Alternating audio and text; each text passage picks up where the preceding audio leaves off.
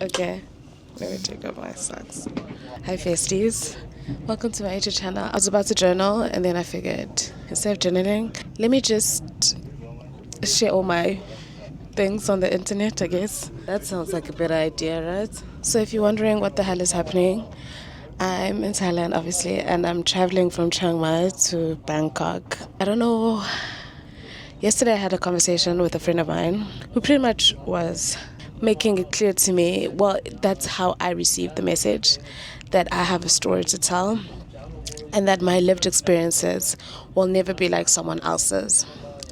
And so, with that, I think it helped with my overthinking because, as you know, I usually dip in and out of YouTube and I feel like none of you guys care. I literally have nothing to share. But I think I have a story with sharing, right? So I'm currently traveling from Chiang Mai to Bangkok because next week I am moving on to another country, which is such a blessing. I'm so grateful. I was sitting on this train and I was like, oh my God, I'm actually living my dream. Like, I used to watch so many videos when I started knowing that it's possible to backpack and learning about the idea of backpacking on social media, and I'd watch videos of people on this train. I'd be like, it's so cool. It's a sleeper train, which means when it gets to 7 p.m., my watch is dead. But when it gets to 7 p.m., they're gonna convert this entire thing and you can actually sleep, which is so cool. I've been in Thailand for a month and I think I have a lot of mixed feelings about it, which is why I want to share it with you guys. Oh my God, that man is so cute. He's taking pictures of the sunset. I've had mixed feelings, especially because I think coming into this country, I had a lot of expectations and it's so crazy because the expectations are not about the country, they're not about my experience in the country, but rather oh, I'm gonna create this kind of content and then I'm gonna be, and I fell short because obviously I was essentially, what is this word? Burnt out. I was burnt out because I said I can't do it. In case you don't know, I do work remotely. I am a social media manager. So while I am traveling, while I work, I travel because I've also had to change my perspective to move and shift from, oh, I'm traveling and then I get to do social media because I saw, but okay, I feel like then even the way I'm phrasing it, it sets the tone for which one takes priority. And my job is essentially the one paying for me to do this, so. And so I think even walking into this country, I really felt like I just settled in. I've lived in South Korea, in case you didn't know. I've traveled to Vietnam, which is in Southeast Asia. It's next to Thailand, not too far. So I think because I've had those experiences, it wasn't a big shock, oh, I'm in a new country and whatever. I think I just eased into it. Obviously, it can be challenging trying to learn the new currency. It's oh, and then it's you're learning hello again and you're trying to learn the language. And I really have a hard time learning languages, guys. I know maybe I should try harder, which I really want to. But that was essentially I started in Bangkok. I stayed for 3 days, 4 nights, I don't know. And then I moved on to Chiang Mai where I was volunteering with Packers. And I will create a video about my experience with Packers and how to do Packers. But it's essentially volunteering in exchange for accommodation. The people who welcome you into their homes, establishments that welcome you into their homes so that you could volunteer, you can help them with whatever project they're trying to pursue. It's usually, especially non-English speaking countries, it's usually English, teaching English, and I was a teacher. I think I can pull it off, and I did. Then I stayed in Chiang Mai for a week at volunteering, and then I stayed another 2 weeks at a hostel where all I did was work. And I think during that time I was kind of hard on myself because I felt oh, you're not going out, or there's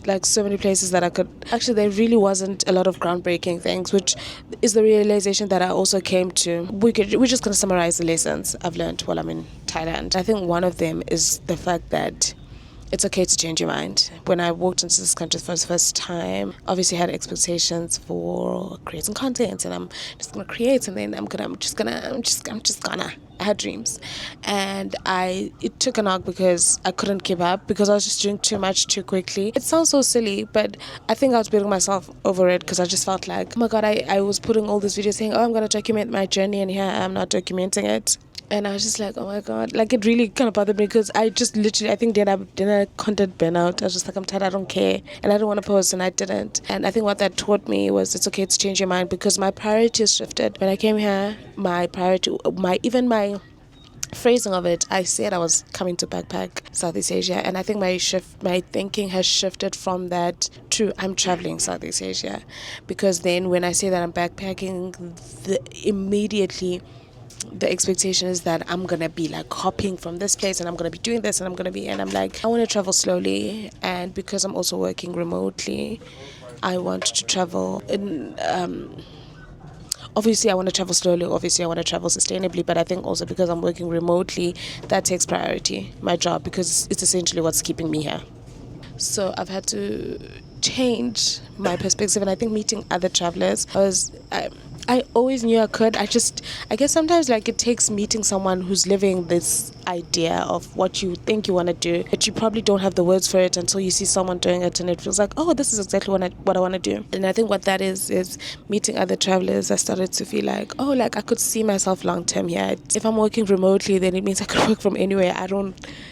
I guess my thinking, my mind changed from I'm traveling, I'm backpacking Southeast Asia for 3 months to I'm just traveling. And because I work remotely and for as long as I can do it, God willing, I'm just gonna be here because I've stayed at home for a long time. Like I'm ready to see other things. That's lesson number 1 so far in Thailand, that it's okay to change your mind. And I was like having a hard time because I'm such a people pleaser, and I felt like, oh my God, I think I'm very confident in the kind of person that I am and the things that I like and things that are of interest to me. But for a minute, I did feel like, and I think that was because I was prioritizing other people's reception of whatever content I'm putting out over my experiences, which is hardly the case. And yet this time, when even Bagarish, I really felt like, they're gonna think I'm boring. I don't know.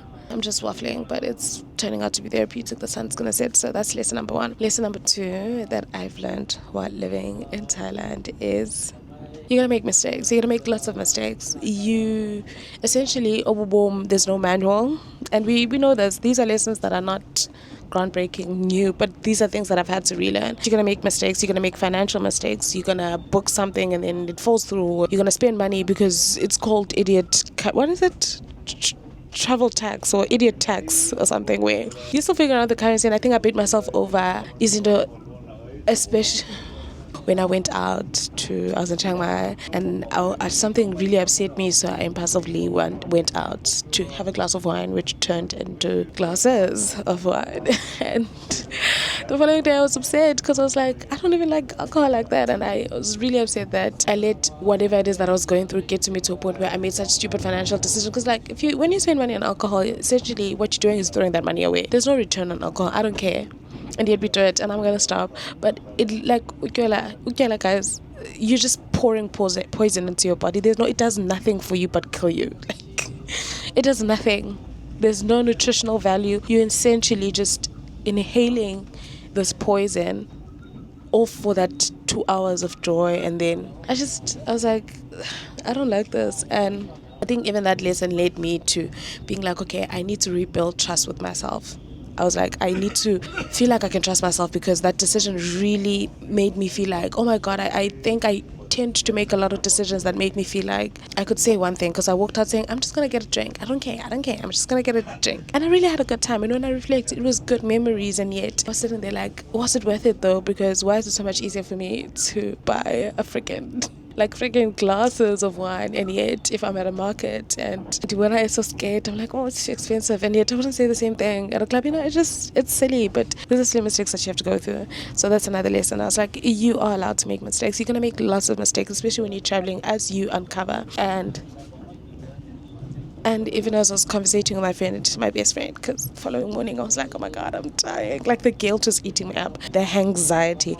And she essentially was like I shouldn't beat myself over because people have different coping mechanisms. And I guess that was mine. And I was like, damn, it doesn't have to be alcohol. It doesn't have to be substances. Like, why can't I meditate? But I think another thing that I've realized is that, guys, it's sonke elifini siyazigowela izinto zethu, and yet what we project, like what we highlight, essentially highlights. Like, we all have doubts, we all have fears, we all feel all these feelings that sometimes people that you admire, you think they're greater than, they're so good, and yet they go through the exact same feelings that we feel. But obviously you don't see it because maybe you have this assumption of who they are. Even if you don't, like, you just really, it's much harder to believe that someone else is going through, like, they make stupid decisions like this. Like, it been bagarisha, but I'm not going to do it again. Number 3, which is most important. Yesterday I had a conversation with a friend of mine, and we were talking about like my YouTube, and it was a lengthy conversation. And this is another conversation that I've had with my best friends. I have very low self-esteem sometimes, to a point where I make myself believe that I have nothing to offer the world. I mean, I think all of us have something to give to the world. I mean, we're not all here to change the world, but there's something. And I think that was pouring into my love for creating videos. Content. Okay, no, actually, my love for creating and archiving and documenting my life. And you guys know I talk about this often, where I come on this channel and I'm like, oh, I stopped filming because I wasn't feeling myself. I think I'm boring, whatever. And I'm like, these are not even like things that I should be saying out loud. Like, it's just pathetic. Sorry. Like, why am I okay with just feeling pitiful for myself? And even in addition to that, so I was having this conversation and he was telling me about how much he admires the videos that I make, where like he really admires my channel, which obviously, because I create, I live the life I live right now. I'm in this video, I'm living it as I talk to you. Then I'm gonna edit it. Then as I edit it, I'm watching it again. And then I'm gonna put it out. And then possibly gonna get comments about it. And then it's like, I have to live it again. So it's like, essentially, by the time you put whatever it is that you've documented out, because and so that's been how I've been feeling a lot about the content that I create. I really love it, guys. I love creating videos. I love talking about my feelings. I love talking about experiences. And then it got to a point where I think I was just letting how it's received affect whatever it is that I'm putting out. Whereas when I was doing this initially, I was doing this for the fun of it, for the love of the game. I was like, I like let's do it. You get it? Essentially, I think another lesson that I've learned, and I had this conversation yesterday, which it changed my life, because I realized that if I'm creating these videos and I'm creating these videos for you guys, I'm creating them because I love them. I'm creating them because I want to archive my life. I want to document my life. I want to look back and be like, I was in Thailand. I lived the world. I traveled. My nieces and nephews, they're going to be like, oh my God, she was the shit. Like, oh my God, slay, you know? One day when I'm dead, the great grandchildren that shall come after me will be like, what? You know, I just feel like it's so rock star, the life that I live. And I think I don't realize it because I'm living it. But I'm like, here I am, a black 27-year-old South African girl from rural Eastern Cape, Palazzo, who said, I dare to try and do this. And I know it's not changing the world, and I know it's just me living my life. It does nothing for the next person. But I think even that, it's just, if I was looking at this girl, I'd be like, she's so cool, you know? So let me just let my light shine. And I think one of the conversations that I was having, as I had a lot of perspective yesterday, shout out to you, Pila, if you're watching this, you shifted my brain chemistry a bit. But I realized about even just thinking about how I view the world, even as I continue to travel, that, which I guess also has shifted in the way that I want to travel. Because a lot of times at the forefront of the conversations of travel, it's usually white girls, white men, white people who are a lot more privileged. And I think they travel differently based on their experiences and how they view the world, and so sometimes you see that and it's like, good for them, they're doing it their way. But I've since realized that it doesn't mean that's the only way to do it. So for example, when I was in Cape Town, I didn't enjoy my stay in Cape Town because I felt like I loved it. I loved being with my sister, but outside of those perimeters, there was just a lot of inequalities and the racism and the white people just taking over, the gentrification. Those are things I paid attention to in a way that someone else wouldn't. Someone else would be like, please, we just here to groove, please, I don't care. And so I've realized that even the way I view the world, as I continue to navigate around, I think I view the world from dare I say, political lens. Like, there's a lot of things, the way I view it is different, essentially. And so I think that view and that experience of the world is worth sharing, because I assume there's probably someone else out there who'd probably identify with that. And I think I've also realized when you work with your weaknesses, you're never gonna be. And I think that's what's been happening so far with my content, where I felt like I've been holding back a lot because I'm like, oh, I don't wanna be controversial, or like, oh, I don't want to say this. It's me. Yeah.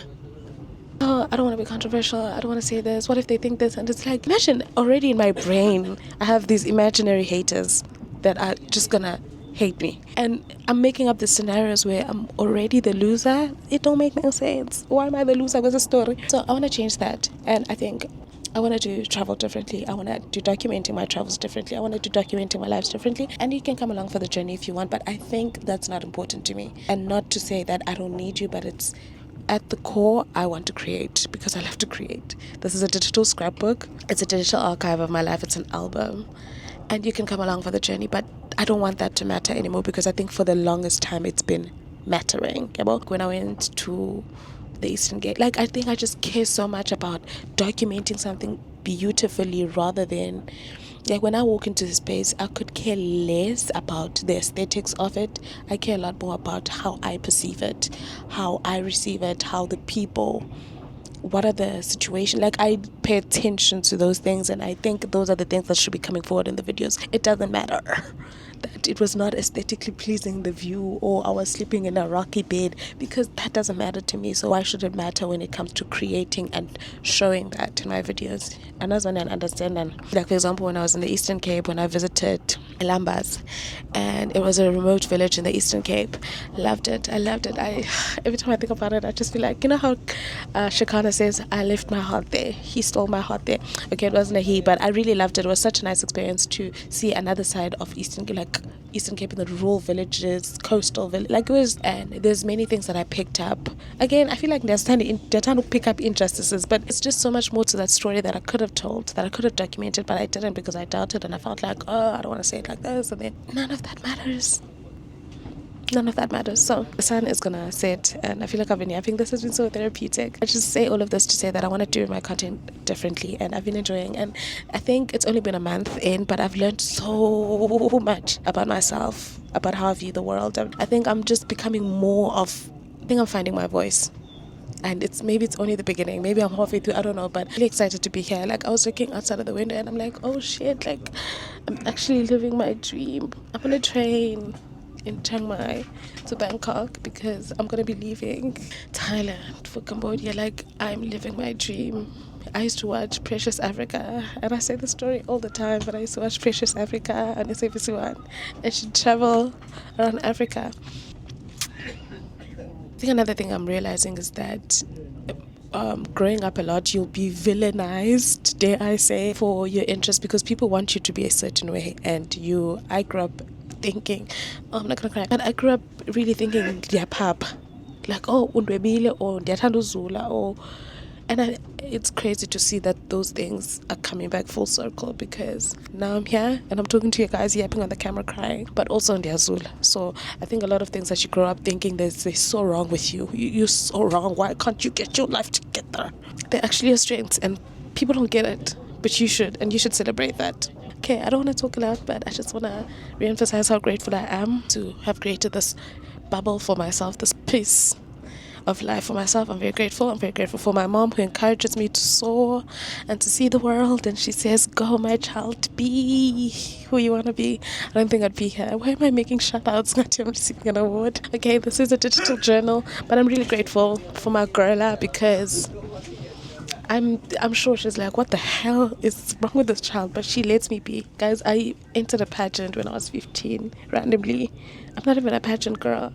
And I entered the pageant because I'm curious. And my mom supported it. And what was I doing entering a pageant? But like, I'm not going to get into that. But that's what I want to do more of. I want to be honest. I don't want to pretend like everything. I want to speak from the heart. And I hope this video makes it to the internet. And whatever. If you come along, you come along. If you don't, you don't. Cool. I'm happy.